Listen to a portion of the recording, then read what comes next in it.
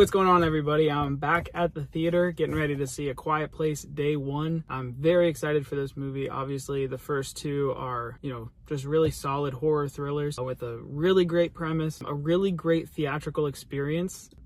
All of the discourse around not being able to eat snacks in these movies because you have to stay quiet along with the characters. It's just a really fun time to see this in a crowded theater packed with people. So that's what I'm really looking forward to. I love Lupita Nyong'o. She's obviously amazing in everything she does. She's a really interesting choice to head this prequel. And Joseph Quinn, obviously, he's kind of an it man right now. He's booked, for a lot of different projects, so it's exciting to see him in his first major film role. I'm just really excited, not so much about the lore. I could care less. I just want to see more, set pieces, especially set in a big city like this where we haven't seen this much amount of monsters. I don't know what they're called in this movie, but the blind monsters or whatever. I think that we're going to get a lot of really good set pieces. It's going to be really thrilling. That's what I'm mostly excited for. And I'm also excited to see if this franchise even needs John Krasinski. I imagine it doesn't. I think he still serves as producer, but if they can continue to make good movies in this universe, I'll keep watching every single one of them. So without further ado, here I go in, and I'll be out to tell you my thoughts.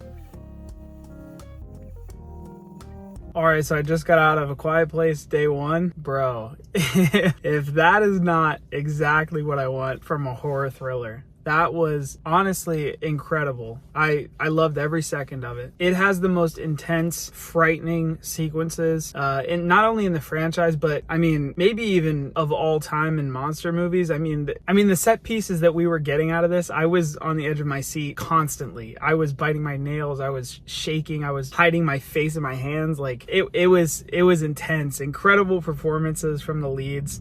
Really well crafted scenes that, like I said, again, have you just on the edge of your seat the entire time. Not only that, it has a lot of heart. Honestly, I was tearing up by the end. It's so heartwarming. Not only is it terrifying when it needs to be, but also it's about survival. It's about, really basic human instincts and finding family. And not only is it frightening when it needs to be, but it's survival, at its most basic sense, I guess. And it really pulls on the heartstrings by the end of it. And all because of Lupita's performance there in the main role. This is incredible. Honestly, immediately the best in the franchise. Immediately in my top 5 of the year. Best horror film of the year.